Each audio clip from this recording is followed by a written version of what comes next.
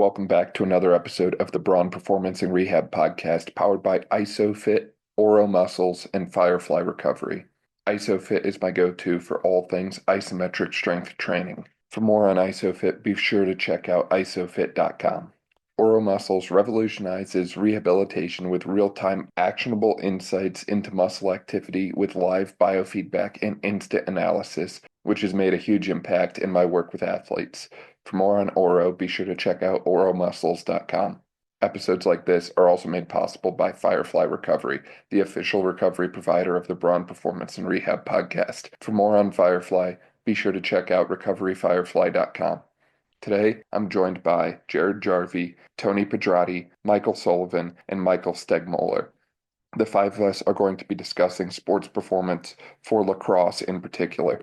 These four individuals have a wealth of knowledge and experience in relation to the sport of lacrosse and are working with some of the best lacrosse athletes in the country. I'm very thankful for their time and their insights, and I always learned a lot when I talk to these guys. Enjoy. Mike, Tony, Jared, welcome to the podcast. I'm super excited to work with the four of you today. For people who might not be familiar with any of you that way and all of the incredible work that you have done in the sport of lacrosse, would you mind filling them in a little bit about who you are, where you're at, and all the great things that you get to do?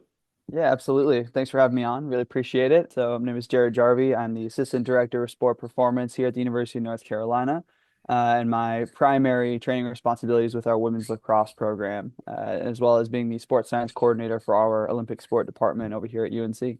Mike Sullivan, currently at Syracuse University, responsible for women's lacrosse, field hockey, and women's tennis.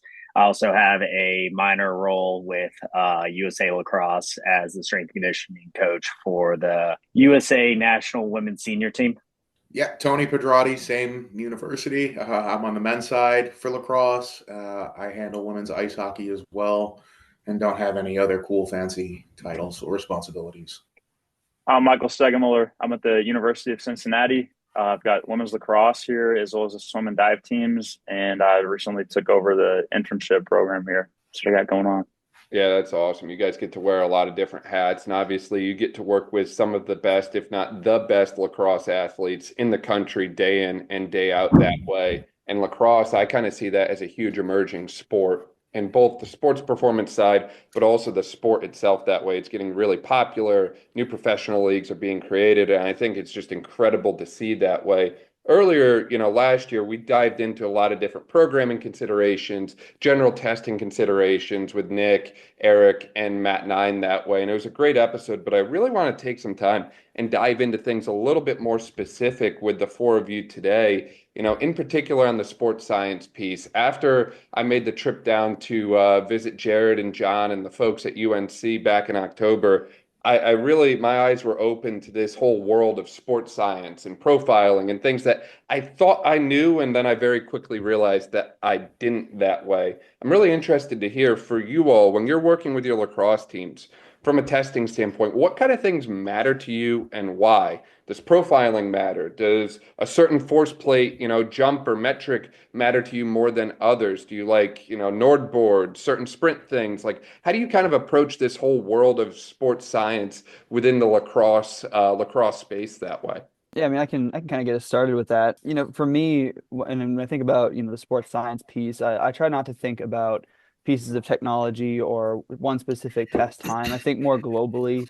I really think about what are the outcomes that we're looking for. And so usually with that, it'll start with something along the lines of an athlete monitoring. How can I look in on my athletes and know what sort of load they're getting and how they're responding to it? And, how we actually go about doing that is going to vary situation to situation, budget to budget, place to place. But in some way, those high level concepts is kind of the foundation behind sports science. So here, if I want to know our external load, well, we have GPS on our athletes during all of our practices and games. We do some neuromuscular fatigue assessments with force plates, and we get some internal load response from things like wellness and RPE surveys and heart rate monitors. So for us, it's really asking those big picture questions first, and then using all of the technology at our disposal to answer those questions. And then, when I think about relating this to other key stakeholders, whether it be athletic training, team doctors, of course, our sport coaches here, I consider my role to be connecting the right people to the right information to make the right decisions.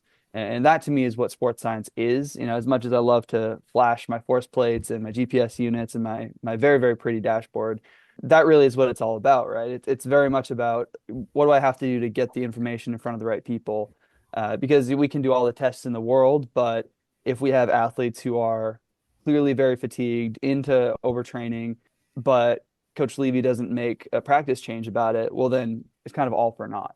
And so that's really where it comes from me, is connecting all those pieces together. Yeah. So, I mean, right, like with historically speaking, with the women's lacrosse team at Syracuse, there's been high rates of catastrophic injury, really piling up throughout the years.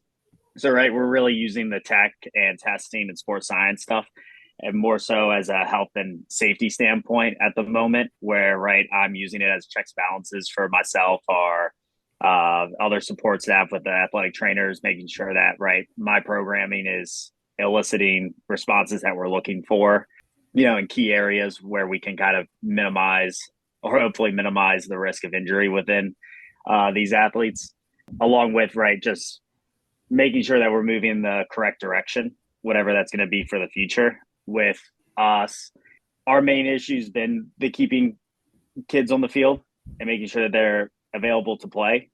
So right before we get into the, moving through and really like getting athlete profiling and, working our performance metrics and this and that, right? Key one is making sure that we're keeping everyone on the field first and foremost. And then from there, we'll expand further on as the years come through.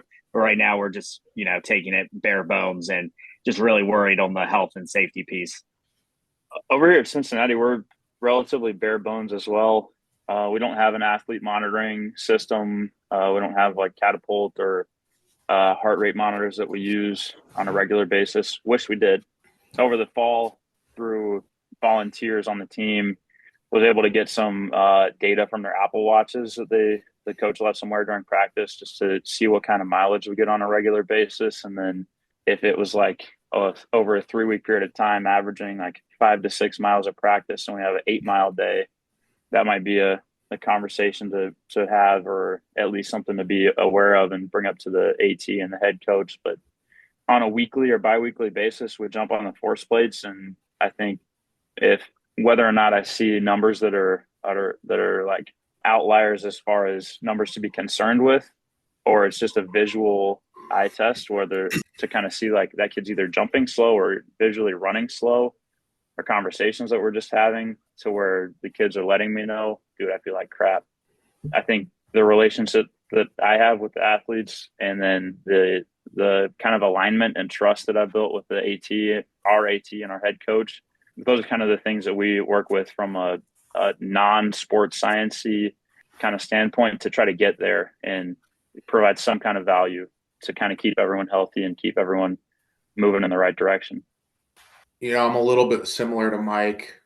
So I guess for the sports science piece of it, it's just like I care about things that are going to be important to their physical development in the sport of lacrosse, right? Strength, speed, power, change of direction, all of that kind of stuff, because I know I can manipulate my training based around that.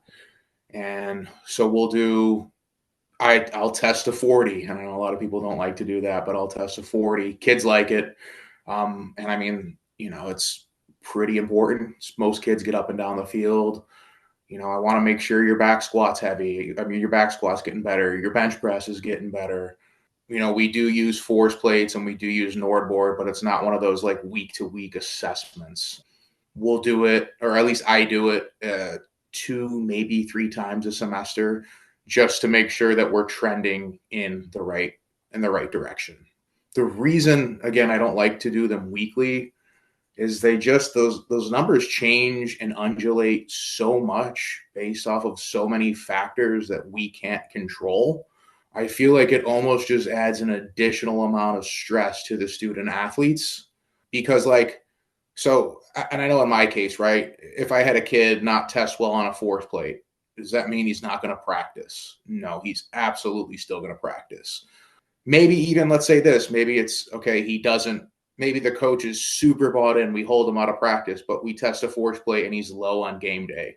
He's still going to play in that game, right? So I'm not going to test that every single week, make all these changes just because things change so much on a week-to-week basis. I don't want to get lost in the sauce. If kids aren't hitting their weights, if they're not hitting speeds on a VBT, 3-4 weeks in a row, then maybe there's some room for an intervention. But yeah, we're just trying to find improvement. That's my biggest goal, trying to get improvement every time that we train. Yeah, and to that point, I mean, there's multiple ways to classify improvement, right? Obviously, the plates, you mentioned NordBoard, but you also mentioned VBT. VBT is another great way to see improvement. GPS was brought up a number of times, and obviously, I think those metrics carry over well to the sport because this is what the athlete is actually doing in sport. And obviously, as most of you mentioned, the best ability for these athletes at the end of the day is availability. And I don't have near the experience that you guys have in this space. However, I think in theory, performance improves consistently when the athlete doesn't get injured. If they're injured, all of a sudden we see a huge drop in everything. So if we can just keep them on the field, keep them training consistently over multiple years that way, I think a lot of the performance stuff in theory should improve just from the fact that they hopefully don't get hurt. Now, obviously, there's a lot of things brought up in the way of testing, wellness surveys, and so on that way. Is there like certain red flag characteristics for you? I saw this today. This is an immediate call to AT to coach, and hey, they're going to make a decision about it that way. Like, what does that kind of like cut value look like for you in those day-to-day wellness things? Or, if you are testing, 2 or 3 times in the semester that way, if you do run a test and you see things going a direction you don't want to go, how do you decide what to change, what not to change that way? Because I'd imagine, looking at the schedule you guys, collectively face that way, there's a lot of travel, there's a lot of games. There's probably going to be times where these athletes are fatigued and playing in, what we would consider those like not optimal recovery states that way. So how do you kind of balance the like prep for performing in a suboptimal recovery with the load that way?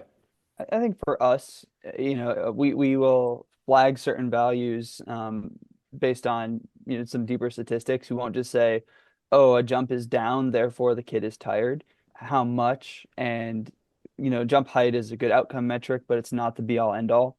And so we got to look at jump strategy numbers and know, was force maintained, but time was increased. Was the jump faster? Was it slower? Was it more asymmetrical, left versus right? Really trying to know, like, okay, if the jump was down, how, and is it something that matters? And we look at that across people's individual averages versus just one test versus another. And then from there, usually the first step is it warrants a conversation more so than we would ever pull somebody right away. It's looking at the values and saying, okay, well, this athlete has had some lower wellness scores the last 3 days. Some metrics on force plates that we know correlate to neuromuscular fatigue are down. Athletic training, let's have a conversation. We might pull in academics to see if there's some academic stress there. And we'll have a conversation with them to see if we can't get them into tutoring or get them some academic time. Or maybe it's just simply, hey, coach, at practice, just check in real quick. And, if it's nothing, don't worry about it. If it's something, you've been doing this long enough and you have more intuition than any of us, then maybe you can pull them. But that's totally up to you. I think all these things they're great, but at the end of the day, I think our head coaches will know more about lacrosse than we ever will. And so kind of leaving the final say up to them, I think has worked out really well for us. Yeah, that's really similar to kind of my approach, especially like using the GPS stuff. It's a conversation of, and again, it's good and bad with our coaching staff. They really trust me to the point of I'll say, hey, we got some new testing numbers. You want to look at them? And you just stay with that. So I wish they would like to be a little bit more involved, but I'm certainly not going to go complain because I've had coaches on the other side of the spectrum, and I'd much rather have it like this. But it's usually just a discussion. And I have a fake number, an arbitrary number of like 15 to 20% more than they're anticipated. Like if their acute to chronic work rest ratio is, 15, 20% higher, then that's going to warrant a conversation. Hey, so-and-so is really, really overloaded. Is there a chance that we could give so-and-so a rest out at practice? I'm going to cut, and I always mention I'm going to cut some intensity and or volume out of their lift. I think it would be important because of X, Y, and Z. And I'd say about 50% of the time I get what I want. Other times they're like, no, we need them for practice. We got a big game. We got to prepare and push through. And like you said, these guys know way more about coaching lacrosse. The old saying, they've forgotten more about coaching lacrosse than I'll ever know.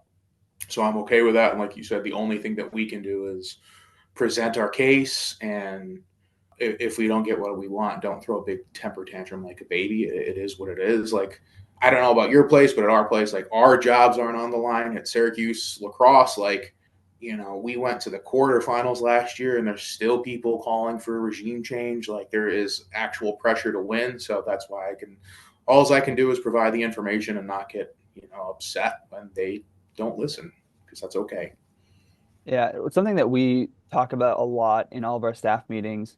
So in our staff meetings, we will talk about two things all the time. We'll talk about the athletes and we'll talk about the schedule. And we'll try to marry those two together. But we'll always talk about the risk reward calculus for what we're doing with our athletes. And really, I think a lot of these numbers, it changes based on time of year and what the schedule looks like and what we're trying to get out of them.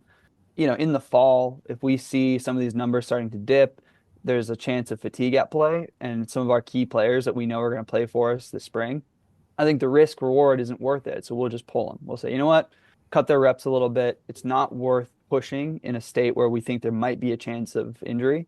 It's just not worth the risk for us. But when we get into, a couple months from now, we might see those exact same numbers, but we know that we're preparing for a huge game against maybe Syracuse, right? And so we want to, make sure that in those instances, okay, there might be some fatigue at play, but we have to go play and go win. So the risk reward calculus changes for us, and then our strategies for how we would respond to those testing numbers would change just based on time of year.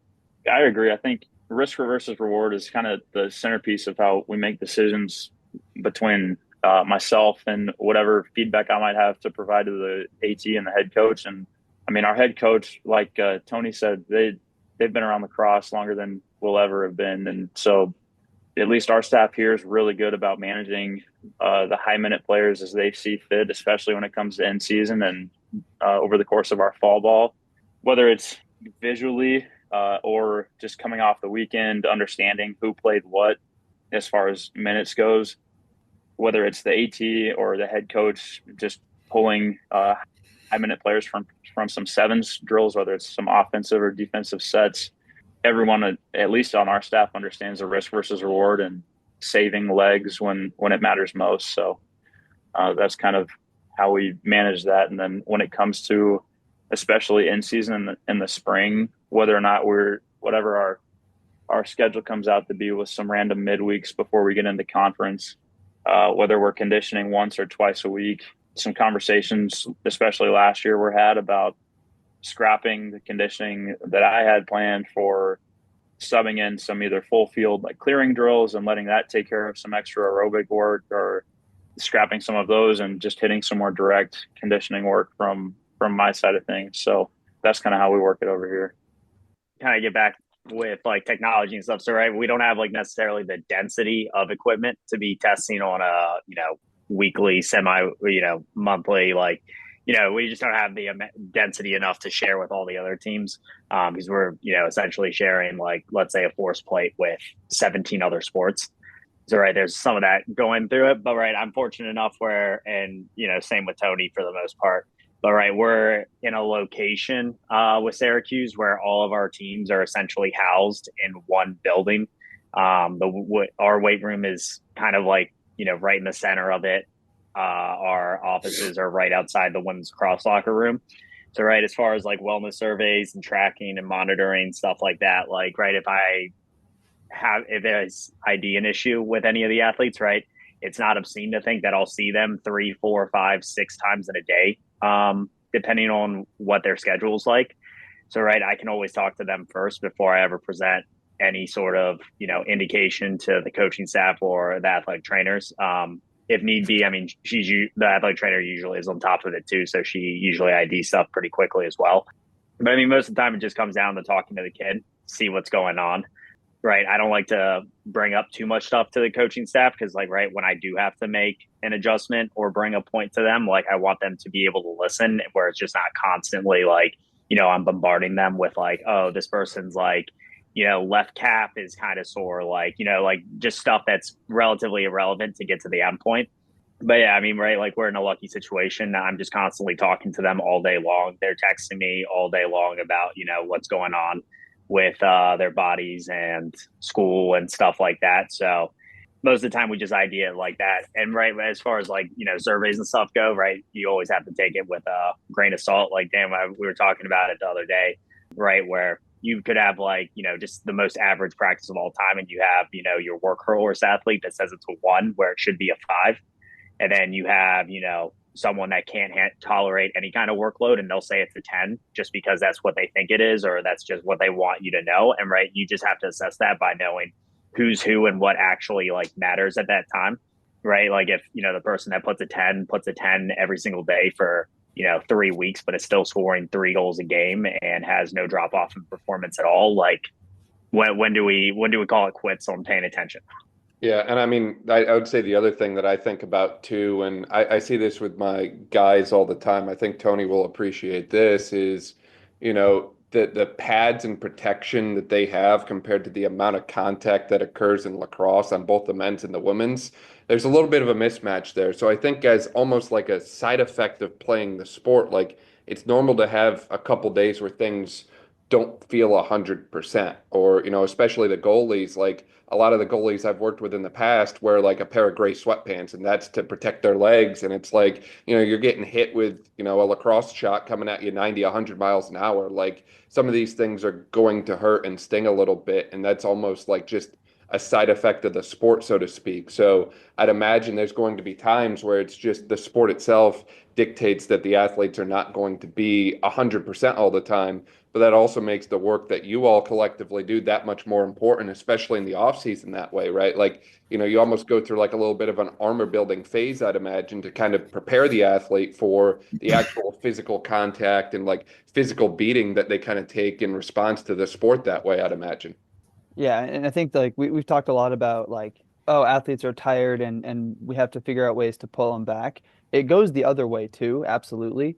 And we have these conversations a lot on the other end where I'll tell coach, hey, I'm not seeing any red flags at all. Let's push them more. And I push this team very, very hard. They train exceptionally hard, especially after we got done with fall ball, and we had the month of November to train. They ran a lot. They lifted very, very intensely. And we were able to do that because we weren't seeing the same red flags, right? Now, we would pull back when we had to, but there are certainly days where, I would tell coach, you've reached kind of the limit we looked at for practice, but everybody's been feeling good.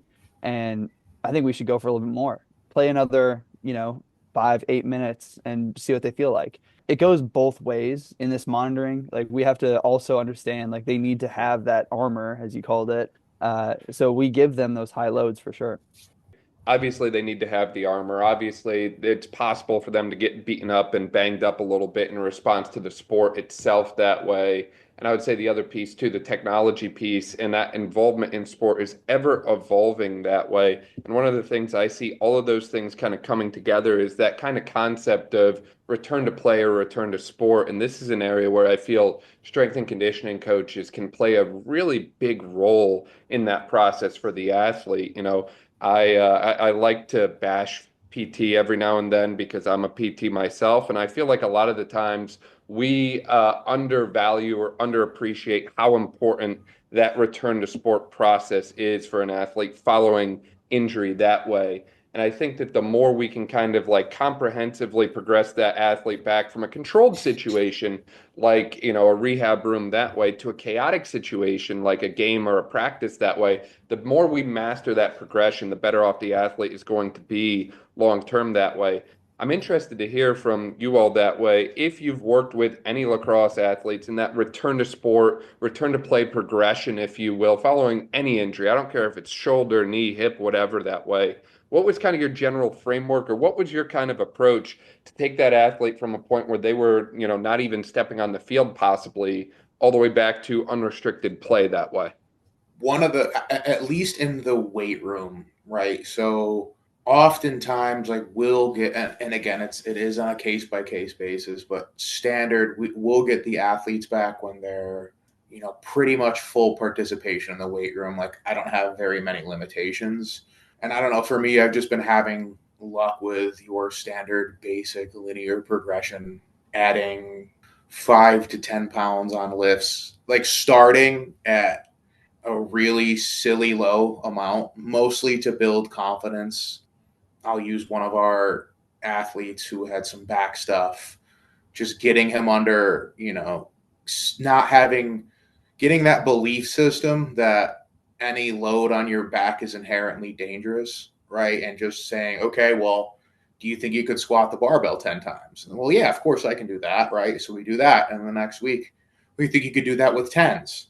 Yeah, of course I could do it with 10s, right?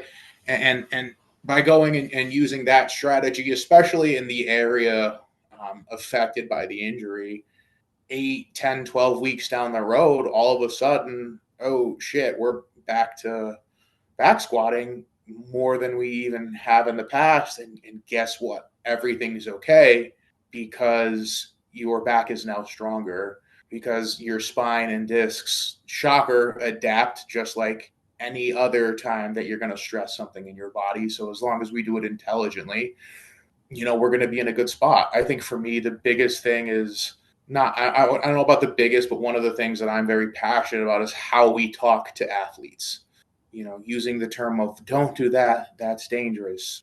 You can nocebo athletes into having pain that isn't necessarily because of a muscular or skeletal injury. It's just proprioception. They feel pain because their body's perceiving this movement as dangerous, right? So telling them, hey, it's okay. It hurts a little bit. That's okay as well, right? Like, pain's a thing. That's okay. Sometimes we have to push through pain. So my biggest thing is getting the athlete confident into doing things that are required to play the sport. And then we have, GPS monitors and all that other kind of fun stuff for the reacclimatization period, like trying to get them to have similar, like, and again, they don't need to be wearing it all the time, right? I know we're going to get 8,000 meters on a high day, right? You can just plan that. If I have a 100-yard field, I can do a certain amount of exercises. Hey, I'm pretty close to that 8,000 meters mark. So we're not just kind of sending them in without having any sort of preparation. And obviously we could talk about this subject for hours upon hours, but for me personally, that's been my kind of biggest thing, is the language and the vernacular and building confidence in the student athlete. Tony, I love that so much. I think it's not talked about enough. How we talk about it, how we train athletes coming back from injury it changes how everything works, if you ask me. Like for us too, like we will start them back into training relatively quickly. And really the mindset is you are training, right? You're not doing rehab, right? You're training with whatever exercises you can do. So, right, maybe you're just working on getting your extension back in your knee. Well, you're going to train that extension as hard as you possibly can that day, right? You're going to come in with the team during their lift, and while they may be hitting a heavy back squat, you're hitting your extensions as hard as you can. And like it's really a mindset change for us that is helped our injured athletes get back, I think, faster. But I think, yeah, you nailed that. That's awesome. I like that point that you just built off of there. Like we've got a couple kids, or we've got one kid that's got a chronic patellar thing going on where deep knee flexion just isn't going to be a thing until her lacrosse career is over, she has the surgery, and then can get back to that. But the same idea, it's like, well, if box squatting is the option, it's not like rehab. That's going to be what you use to develop your strength, which then should establish some level of robustness from the waist down. So there's things like that. And then the education piece too is a big one. I think you hit it, Tony, again with don't tell them what they shouldn't do. Educate them on, like, if we're going to breathe and brace tight, it should feel like this. If tomorrow after we do, if we have heavy RDLs on our Tuesday lift, like, guys, don't be surprised if your backs are sore tomorrow. You're not hurt. It's just a part of the development that's going to progressively make you stronger and then delay injury, if not reduce the risk of it over time. So those are a couple of things that I definitely see with our athletes. Yeah, and I'm relatively fortunate where I have time carved out every single day, at least, Monday through Friday with the team. Even in the off season and fall ball, I see them every single day for some sort. So, right, I get a lot of exposure. And, even if there are athletes that, are, just had surgery of some sort or whatever, the vast majority of them still attend every event. And right, they'll come into the weight room for, team lift. And let's say they, are 3, 4, 5 months post like ACL surgery or some, whatever they're dealing with. They'll still come in and do upper body lift. And then, right, if their physical therapist or the athletic trainer tells them to do, X, Y, and Z, right, they're still out in the weight room doing that with me most of the time. So, right, I get a lot of like firsthand experience through their rehabilitation and everything, just because they're always around. So, right, and then on the opposite days when we're out on the field doing stuff like prior to practice, a couple days a week, right, that's like our time as well to kind of introduce them to, low hanging fruit, if you will. So, right, if we have someone who's maybe not necessarily clear for contact yet or, full running, right, as a team, we can do, like speed walk partner tag in the circle. So, right, like they're not necessarily, right, like, and that'll just kind of be like, the first couple reps with their partners for like warm up and whatnot. But, right, they're still in that scenario where we're in a confined space. There's, 20 other people in there and we're trying to play tag by catching up to our partner. And we still have to be evasive and be aware of our surroundings and stuff. But the chances or the risk of, any implications happening is super low because we're not moving at fast speed. So, right, like right off the bat, right, in that, 6, 7 months area, right, we're speed walking, but we're also getting used to being around other people and getting that kind of in our psyche so that, right, when the time comes when we are cleared to start participating in drills, we kind of already have a base amount of, experience with that coming back. I absolutely love that. I mean, I think a big part of returning the athlete after injury, as you mentioned, the language that you use, but restoring the athlete's confidence and just overall their autonomy. Because for a long period of time, they get told when they can run again or when they can bend their knee to a certain point or, when they're able to actually start cutting or sprinting or whatever it is that way, that autonomy gets ripped from them. So I think the more control, the more you can shift that locus of control back to them, even just surrounding them with their team, like you mentioned there at the end, Mike, was, just getting them in an environment that where they're around their team and they're doing as much as they possibly can, even if it's just like a walking reactive drill. Like I absolutely love that because I think a big part of sport is the reactivity element. And it's really difficult to train that, in a rehab setting, or at least I found it very difficult to train in a rehab setting. But when you're around a number of other individuals like that, I think that works really well. I also think like, the amount of times I'll tell athletes, hey, look, go rip wall ball. Like, I'll take wall ball, even if it's sitting down over nothing early on that way. To the point on the language used, and I know the lower back was brought up a number of times. When I see athletes kind of make that jump in season, I always notice on my end, on the outside looking in, there seems to be a real quick, abrupt jump in shooting volume. And I think that's a lot of times when we start to see some of the lower back stuff kick on that way when they go from shooting, barely at all to 3 or 4 buckets a day in practice over and over and over again. And I think the lower back is just one region where I think, to your point that you made, Tony, the language that you use is so, so essential because a lot of athletes get told, well, if you feel it in your lower back, you're doing it wrong or it's bad, when it's like, a lot of these systems that they use to generate rotational power, like the lower back is going to be involved in that to a certain extent. So kind of like de-escalating or getting the athletes to understand that not everything that they feel is a bad thing that way. Yeah, it can be sore sometimes. Yeah, not every day is going to be perfect, but that doesn't mean that it's time to like jump off the train completely and give up all hope that way. The same is true with the knees and hips and so on that way, right? Like, there are going to be days that are a little bit more trying and challenging for them than others. They might be a little apprehensive the first time they roll through a split dodge or a roll dodge or a rocker dodge. They might be a little bit sore somewhere afterwards the first time they do it, and that's okay. It's just a matter of kind of getting the athlete to realize that, not all little things that they feel that way are bad signs, and that it's okay to kind of still be progressing back through those progressions, if you will. No, yeah, and I think so. The good part for us, I've seen the lower back isolated stress fracture stuff more so in high school kids rather than kids at Syracuse. And I think one of the reasons is there's no thought process behind drilling lacrosse. I'd imagine a high school student, you go from basketball season straight into lacrosse and you just start ripping shots with no plan. There's no progress.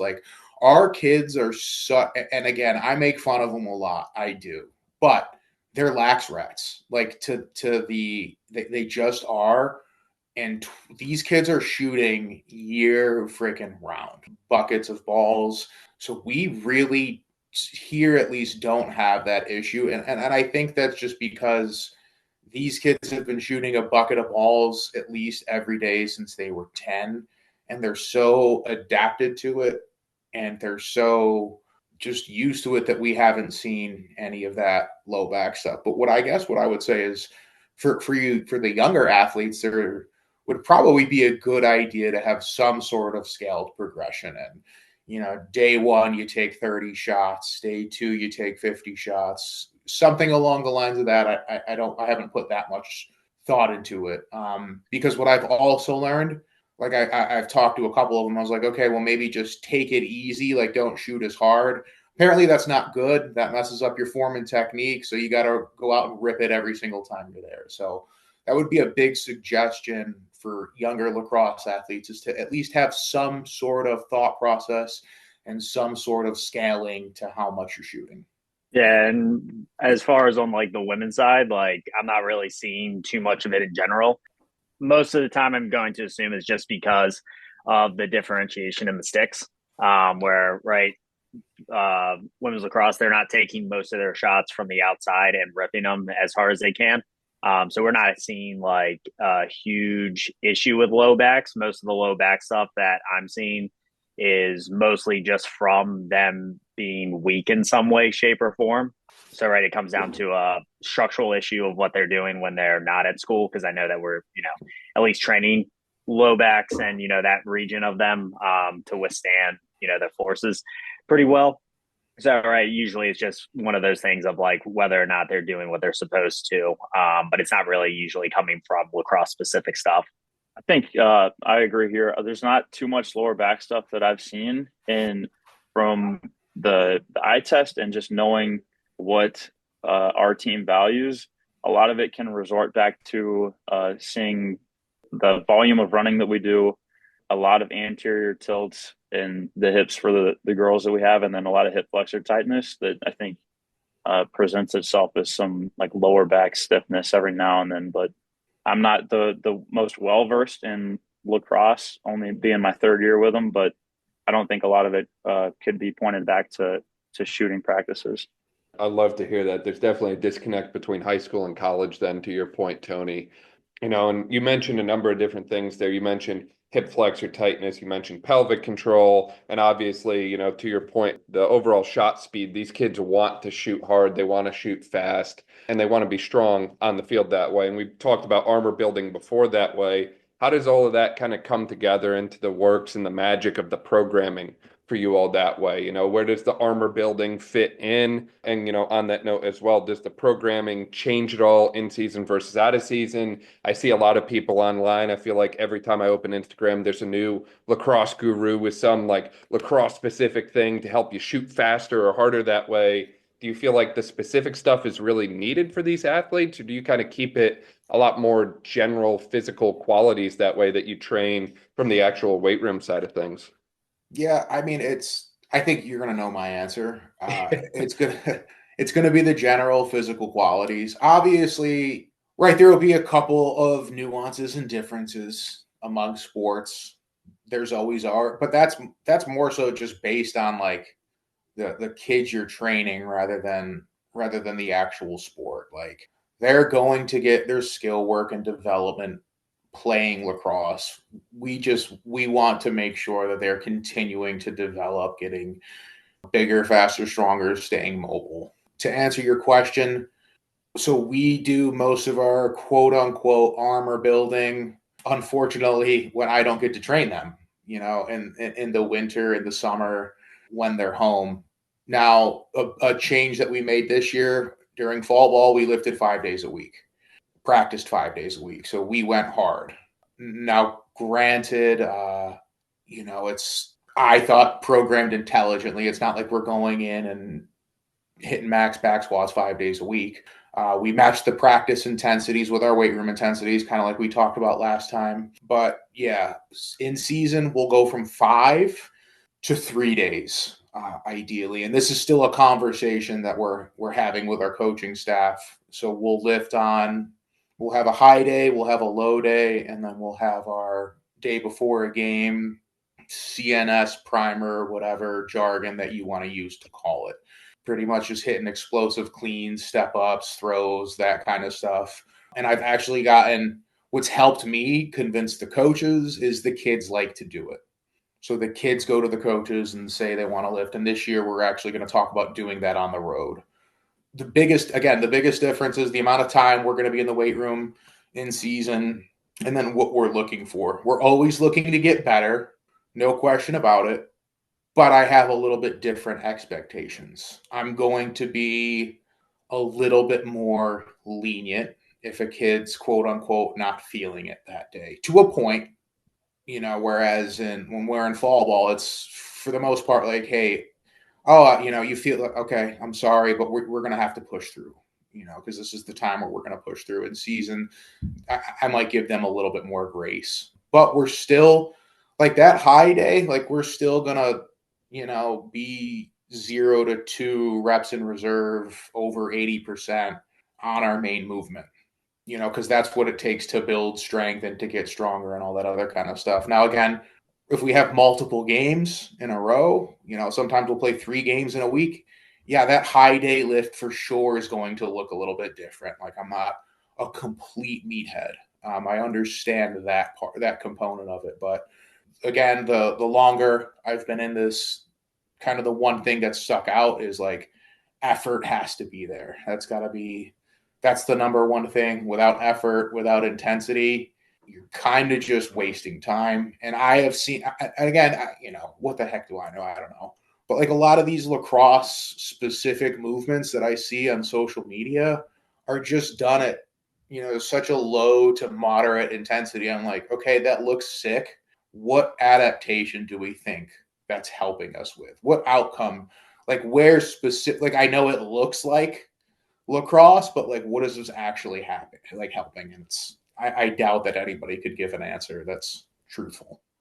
Yeah, I think to kind of go back to just general training philosophy, I think everything that we do that's not playing lacrosse is general. So like I think you have to think about physical qualities, right? And that's what all of our training focuses on here. I think where you do start to see some specificity is kind of to loop it all the way back around to what we started talking about is when we start to profile our athletes and understand kind of where they need improvements. So based on, some of our testing and some of the metrics that we see, I will split our programming out based on different qualities that our athletes need to build. I'm able to do that because of, the resources that I have, but, in very simple terms, and you've probably all seen this, right?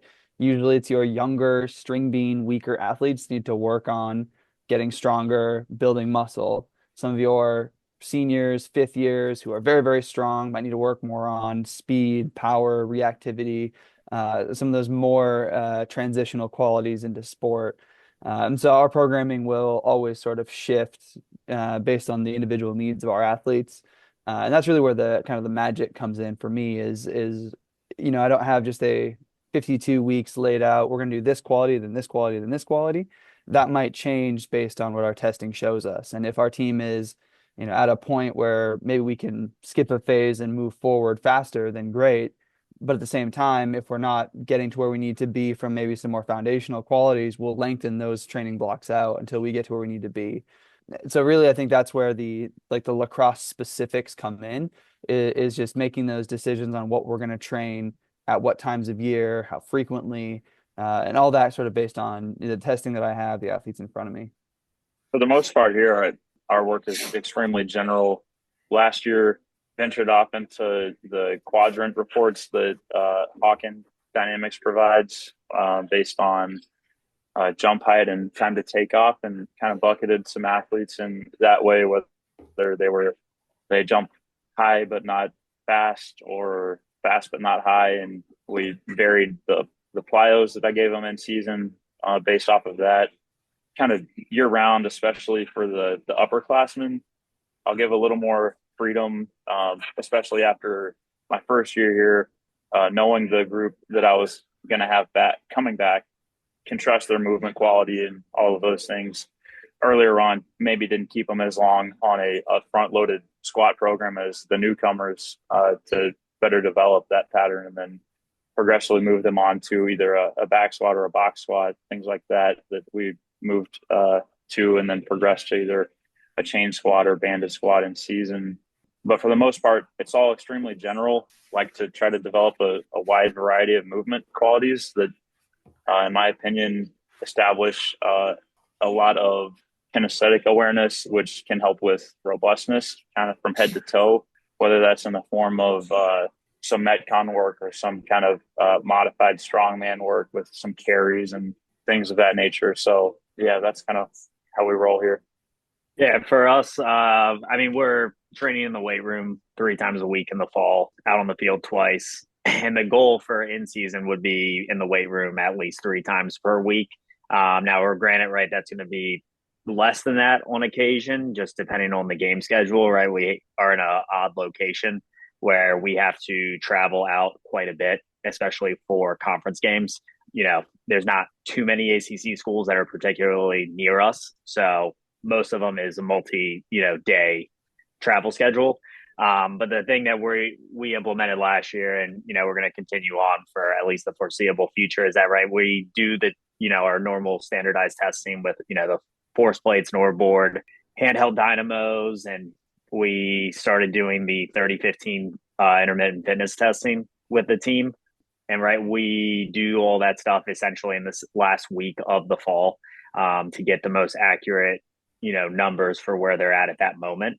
And then our requirement for them returning in January, where they don't have to do any extra supplemental work during the perceived preseason, is that they can't have a significant drop off in anywhere from any of the testing that we're doing. So with the 30-15, right, they have to return and they have to be at least the same fitness level that they left in December if they don't want to have supplemental conditioning work.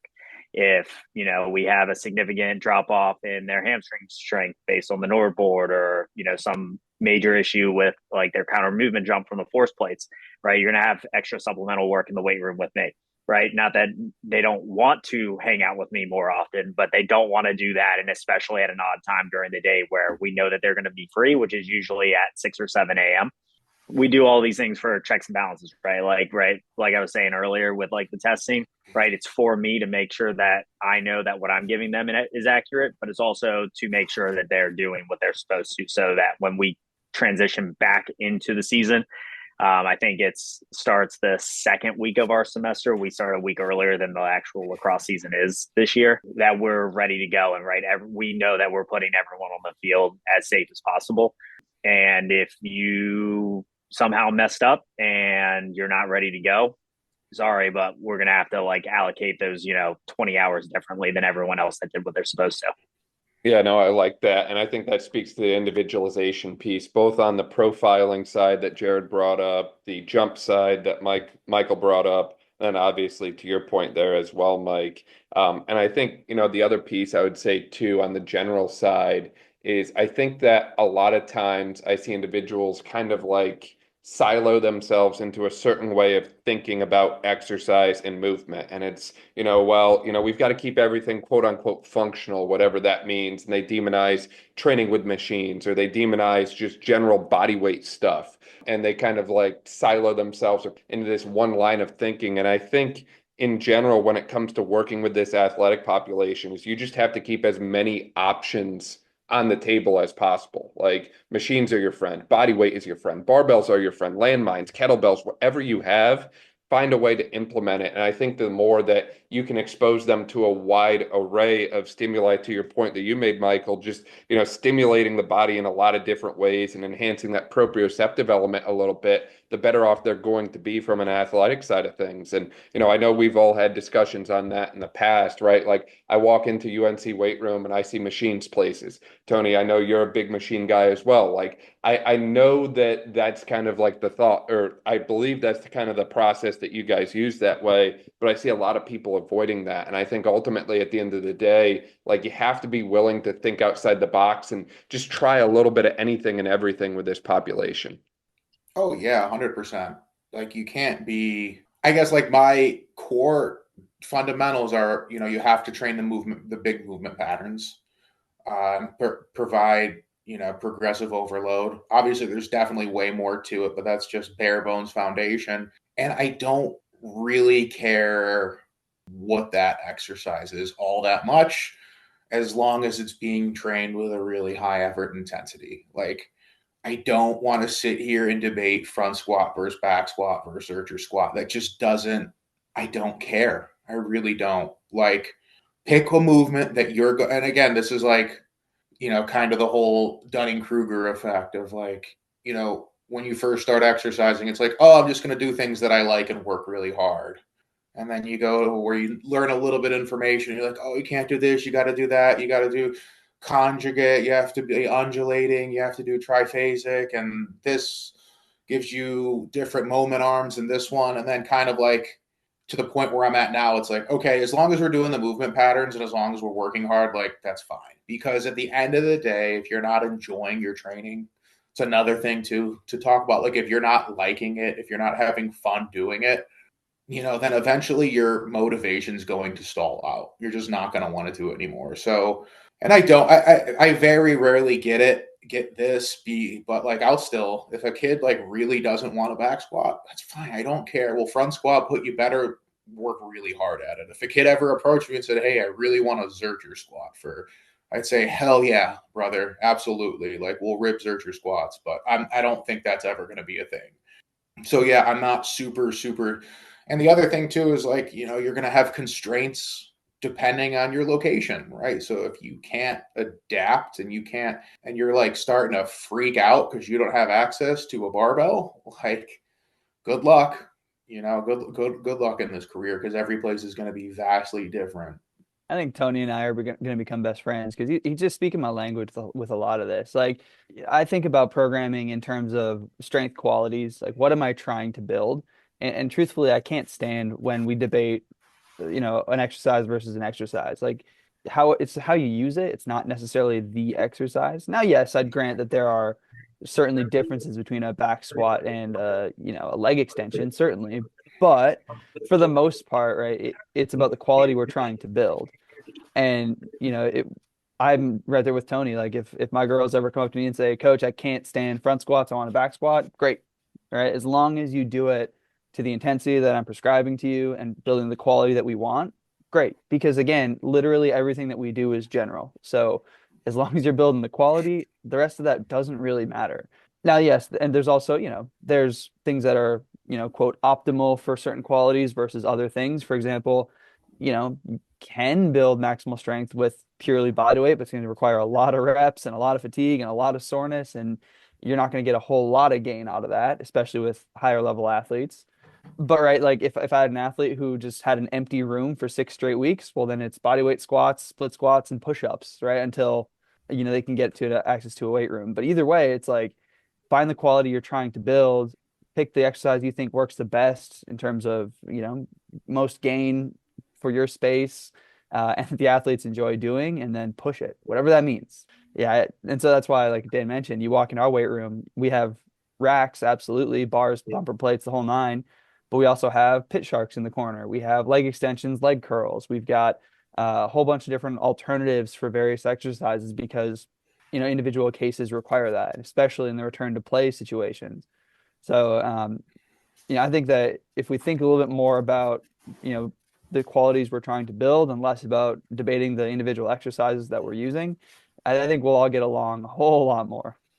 I hope y'all don't mind. I joined y'all's party. I think I'm in the Jump same in. boat. I love it.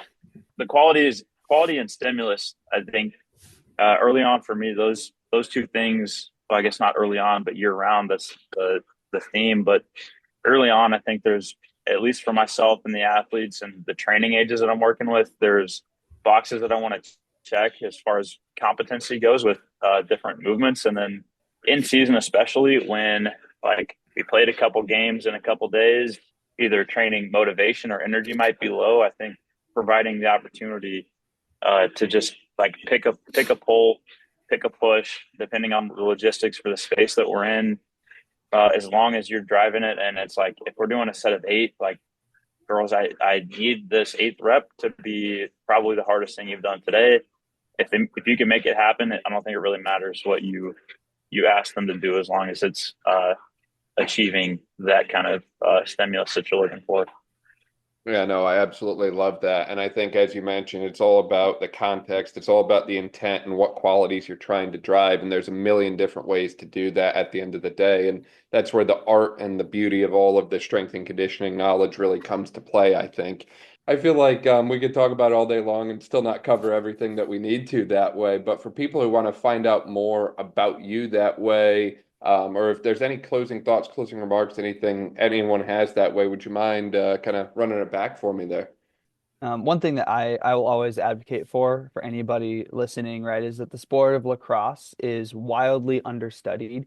A lot of the simple demands of the sport is something that's just not researched. I think there was a study done out of Lindenwood this year that kind of gave some basic match demands for Division I women's lacrosse, but like more work needs to be done here. Right. So I think that there's an awareness that needs to happen in both men's and women's lacrosse, a growing sport that is now in the Olympics, that we need to think about how we train this sport differently. I think what we've all done in the past is take the best from what soccer is doing, what basketball is doing, what American football is doing, and let's kind of create a lacrosse training program.